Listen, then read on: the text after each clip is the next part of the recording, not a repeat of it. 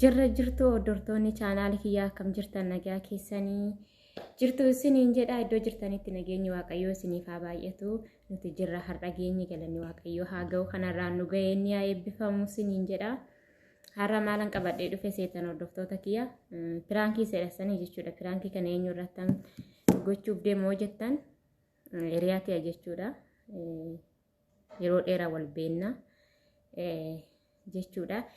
Engedda bilbiltee jaalallee duraaniitiis wal loltee sila jirtuuf jaalallee biraa wal jaalajjanaa jiran natti fakkaate anammaa kana jechuudha maatiinis beekeraa innaa isaan wal barii jaalallee kiyyaa wal barii naan jettee wal barsiiste ani immoo maalan jedhaan seetanii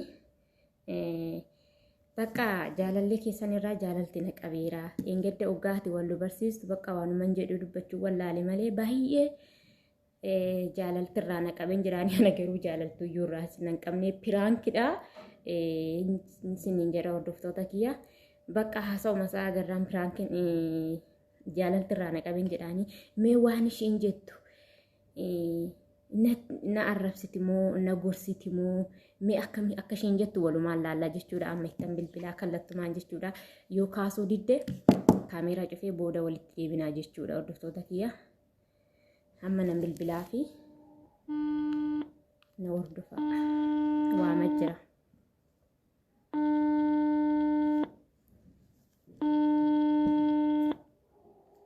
jechuudha Waye. hello Oko. maali beeti beessa deemtessi karaa miseenjaraatissi bilbilaan naalaa kaasuu diddee Gara isatiin? karaa miseejitiinoo Mushin argine wallahi. beekatumaa In argine asin argine rabbi. akkam nagaa keedha Nagaan jira akkamati. jira kinaanis nagaa waaqayyoo akkam himee hojiin maal fakkaata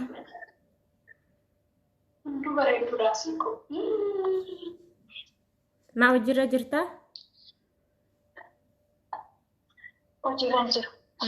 Onkolaalii mata dibadhee waa wayyaatu na balleessaa narra gadi gaa'e. maal onkolaalee ati sa'aatii kanaan dibatta Ati kan man dibadhaa qabneen gaddaboodha. bareeda beetii waa isin jechuu barbaade beekta jaarrasii bilbilee beekaa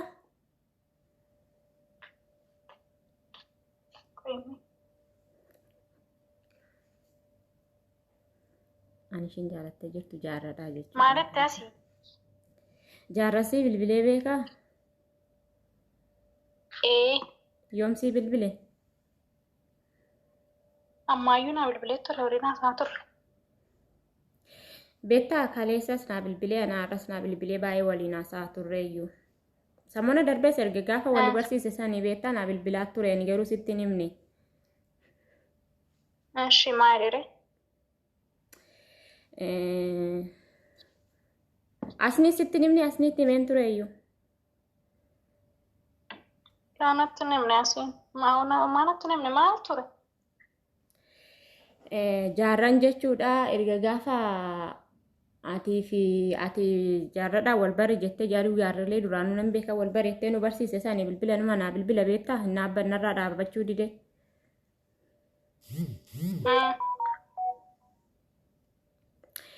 innaa bakka beetta dhugaa na jaalalti sumarraa na qabe waan ta'een beeku beeti Jarraarraamoo? Rakkina qabarii jaaladhu asiikoo. dhugaasiin jedha beeti dhugaa ani beeku maal akka ta'e isaan wazanii irra jira deebis immoo ani bakka sagaluma isaa dhageenyaan jaalalti na qabe maal akka ta'e beeku ija koo fuuldura deema innaarra fullee innaan deemullee akkanumatti jechuudha Waan jaallatte mucumatu namatti tola bar jaalladhu maarraan isii finniisa. Jaalladhu rakkoo hin qabu asii dhugaa rabbi. Jaallatte taanaan rakkoo hin qabu jaalladhu. Garbi yaani beeku jarraan akkasumaan jiree beeku kaanatti mee beeku waliin saasii wajjin naan jedhin beeku. Garuu si waliin haasa'is rakkoodhaanis akka hiriyaatti si barsiisa waan ta'eef. Hojii jaalallee saqebe jaalladhu marratti na qaba. Walli dheessu waanuma jiru bara. beeti dhugaan immoo kaman godhalee silaa anis nan qaba kaman godha dhugaan rakkadheen jira baay'ee tokko dhugaa jaarrammaan dhiisu dhugaa beeti naxxaarta malee. Rakkoon qaban ana immoo abbaa manaa kee kan biyya jiru isaanitti ni hirmuudha fuudhe. Walii dhiisna. Mucaa keelle siif hin guddisa. Qalladaan jiru ani beeti dhugaa siin jedha isa dhugaa sitti haasa'aa jira. Ani dhugaa rabbi jaalladhu. Fudhadhu. Asumti jaarraa jaalladhu si qabii onnee kee si cabsi taana itti naas aadu. Ani ko maalaan jedhe seete beektaa inni ani ishiin naa taatetii miti yaaduma bakka ishumti nattaasomnaan ittaasa'e malee nu duraanuu yaanni koosuma bira jira naan jedhe. Si jaallattu ko asin nama gaarii dhallisaa ture asin nama gaarii qaban jirtaanii ture. Bakka beektii homaa gochuun danda'u kaa jaalalti jaalala waan ta'eef natti sinaarini dhugaa jaarrammaa sirriitti jaalalti irraa naqabeeraana. Itti mteeraa karraa si qabu.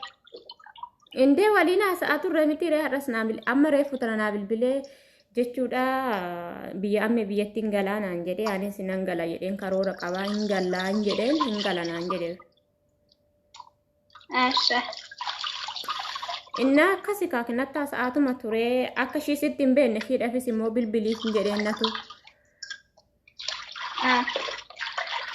Inna akkasi kaan immoo sila si jaaladhuuf sitti si obsuun si dandeenyeefu hin miidhamta waan ta'eef boodaatis jedhee sitti mufiyya ka. Nama jaallatanii nama dhiisee deeme immoo yoo nama dhiisan kan maali duukaa kaataniif kan nama sanii godhuu hin danda'anii baasitti meen ture nama tokko nan jaalladha nan kabaja nagatee deeme taanaan immoo duwwaan kaaddu jedheeraan. Jaalala amma fiisuun jaalladhe boo baadhus hin deebisu waan deemeef maaf na dhiisee deeme ani boodhaaf maaf deebee na jaallatan. Kan ta'e haadha rakkoon qabu. Mootiin carrabe naammoo hundaafii. Beektii ati kana baddaan dhugaas hin jedha amma jaarradhaa bilbileetonni waliis ga'u. Waliin nagee aadii rakkoo hin qabu. Jaalalli jaalladhu sin jedhaasi wallahi jaalladhu rakkoo hin qabu. Animmaa beeti dhugaa aartus aarii wallollus wallolla malee dhugaa jaarrarraa jaalalti na qabeera bakka dhugaas hin jedha atis dubartiidha waan ta'eef naa hubadhu. Ishi jaalladhu asiikkiyaa dhugaa jaalladhu. Ani kunis hin jaalladhu gaafa wal fuutanii mana keessan nan dhufa mana koo hin lollu waliin lollu bakka waan ta'eef mucaa kee hoo. Guddisa jaarran. Bakka. Rakkoon qabu jaarsa kee onnis ta'a asxaan biyyaan jiru. Isaa wallollee jirran. Walloltanii jettanii? Maalirratti? Bakka wallollee irra innis dubartii biraa janajjanii waan ta'eef kanuma irratti wallollee wal dhaabnee bakka. Sina raarsina inshaallah. Ani amma beeti haasaa qibaatara kana natti qibaatara siin hin jenne amma isa dhugaas jechaa jira jaarrarraa dhaabbadhu bakka harraa qabdi bilbiliin bakka jaaladhe bakka jaalalti immoo gowwaadha daangaan qabu. Bilookii gaduu?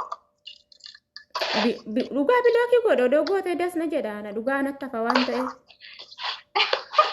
Dura nan gaafatta ka gaafadheetiin hin bilookii godha dhoorgaa.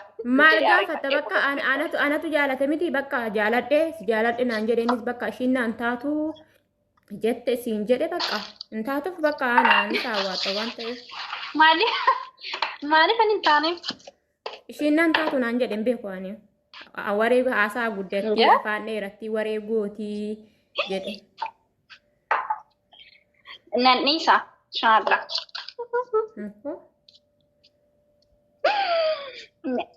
Baay'ee fidii kootu kan jarraa fidii kootu kan to'atanii jedhee. Jaarra nama misaan nyaachuu deema naan jedhee daqiiqa soddoma booda deebi'ee. Eessaa nyaatan isaa? Hin beekan ijoollee waliin gabba'ee misaa nyaatee dhufaa naan jedhee innaasan guruppii netoonii anatu dheedhe guruppii hin gaddaa hidhisiin jedhe san ikkoo ofuma kiyyaa rakkadhee tanaan beektanaan hidhisiin jedhee amma isaan natti hidhee inni. Rakkoon qabu maarree bareedaadha. Hidhaa rakkoon qabu guruppii hidhaa. Sokkee. Ani ko maarree ati jarrayyoo heerumte ana nan dubbisuu ati. Jechuun ati yoo na dubbisuu baatte malee ana asirratti jaallatamaaf as hin dubbisne reeni. Halaan isin dubbisaa dirakkoon qabu ijoollee biyya keenyaatti isin qabanii tokkodha barraane. Ani isin dubbisaa naaqutti immoo isanitti himte. Bakka asinitti beekaa jaaladhe jaalalti jaararraa na qabeennan jaarran nama nagaa ture nyaan jette asin na jajjabeessite bakka. Jaarran nama gaariidha yaa. Nama gaariidha rakkoon qabu bareedaadha. Kan bilbilu bakka irraan jammaree kalaasa. Dhugaa sin jedha beekii irraa qabitoonii irratti bilbila isaa nan xalafa waan ta'eef nan argamti naati bilbiltu. Inshallah xalafi ammumaan xalafi. Ammumaan hidha. Kamri waliin haasuu jirtu erga oomii jammartanii haasuu jammartan. Saa kam faafaatti walii bilbiltan. Gaafa walitti guruppiin wayita isaan eegallee walumaan haasa'aa turre nuti hin naamne. Saa kam faatti waliin haasoftan? Saa kam irratti fa'a?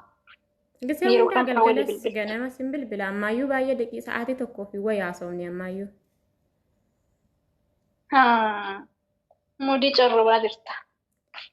Jarra nama gurupbii keessa turre amma tana bilbilanaan gurupbii keessaa ta'e baraan sistarii koo jennee isaanii gurupbii keessaa isaa jirra immoo bilbila kam sittaa isaa ture. Karaa waasabbiiti ati karuma miseenjarii beekta karaa waasabbii naa bilbile jaarra lakkoofsa ila ani nan beeka bilbila isaa hundumaa waasabbiin na harka jira miseenjarii na harka jira iimuun na harka jira buutuumiin na harka jira hundumti kun fayyadamu na harka jira karaa kamiin haasoftan ta'eef moo afaan lama qabamu jaa. Dhugaasiin jedha jaarra nama na taasa'ee ture. Amma osoo hin taane har'a sin jedha har'a sa'aatii tokko wayii waliin haasa'aa turre. Shaggaadha bareeda das jira garuu hundaafiyyuu naatti tolii barna gammachiisa hunda'u. Sari maatti gammachiisaree bakka irraa qabeetoni anis bilbiluu yusurumaa jaarradhaaf kan bilbilaa waan ta'eef jaarran amma miskoola naa godhaa jira isaan dubbisa deeme. Deemi dubbisaa rakkoon qabu. Ati nama naa jaalattu nama laalladhu zimmettee namuma irratti hin jaalatini ikkoo jaarra koon duraanuu nan beeka beekta itti himuu sodaadhe malee. Maatti moli diree? Ittime kaa bakka amma ittime baase tooni ittime. Akka jaalattu moo? Bareedaadha akka distura lafatee. Rakkoon qabu waliin naa gochuu. Kan sabboontuun jedhamtu takka sin jaallattu jaarraa kana namni jaallattu jira. Jaarra nama na harka bu'e waan ta'eef harkaan bahu hundi keessanuu irraa dhaabbadhaa isinitti hime. Suura isaarra godhadhuu irra dhaabbataa jedhin taanu profaayilii kaawwadhu isa. Nan kaawwadha profaayilii inshaallah amma.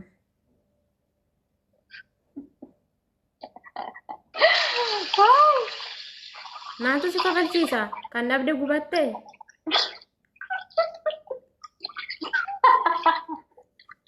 Aashinen kolfuudhaaf dhoowwaan jira garuu ni kolfaacha.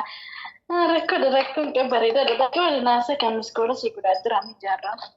Ikkoo kan dhabde gubatte ani si dhiise toonni natti deebi'e namni hunduuduma si dhiisa namni hunduuduma si dhiisa kunoo amalli kee. Rabbiin maaf.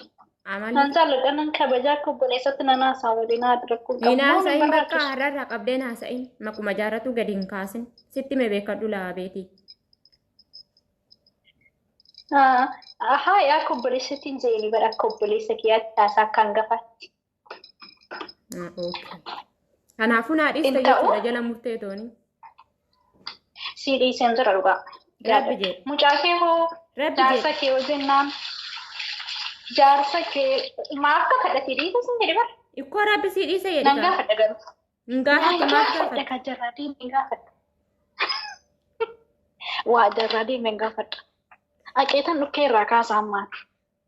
Amma kanaafuu si dhiiseette miti isa dhukkee kaastee dhiiste dhimma keeti si dhiiseette miti. Si dhiiseen jira garuu ikkoo si dhiiseen jira garuu dhukkee irraa kaasee bulootii godheetti nan biraa dhuma amma deemfamtu gaafadhee tamtu dhuguma asii jaaladheetti nan jira sitti muu nan sodaadhee dhiifama soorii hoogganaan jedhe hayyee jira afaan lama bichaan irraa fudhadha isaan dhaqa baay'ee gara eessatiin buloo kaseeti. Iimoodha, wasaabbiidha, tiktookidha, kalas. Ati kan hunda teeleedhaan kan hunda fayyadamtu ati imoon janjanaadha wasaappii fi teelegiraam fayyadamtee dhiistu. Miidiyaa hundumaa ni fayyadama. Teeleedhaa jechuudha ati kanaaf si jibbanii manni si jaalatee si jaalatee. Isin moo meeqa fayyadamtu? Saree kanaafuu ani piraankisii godhaa jira amma dhugumeetti lapheen ikkoo ofirratti fincaa'aa geesserta amma ikkooti. Atan mana biraanki na godhuudhaaf yaadda akkanatti biraanki nama godhanii. Saree rifatteerta ikkoo akka heettee lakallattee akka harree ba'anitti baay'ateetti. Abicha anumtuni beetiin. Kwanti bardantaan qabdu. Namoonni biraanki na godhee anamtini na jechuusisu. Biraanki anatu nama godha malee namni naan godhushi. Biraanki taateerti. Jarra. Eessoo birifatteerti hordoftoota kiyya maal jetti sobbeeti beektu lakallatteetti. Wayyoo atiin taa'an Waanuma jirtu wallaalte silma na jaalattuufi malee otoo nama kaan ta'ee dhukkee irraa kaasa.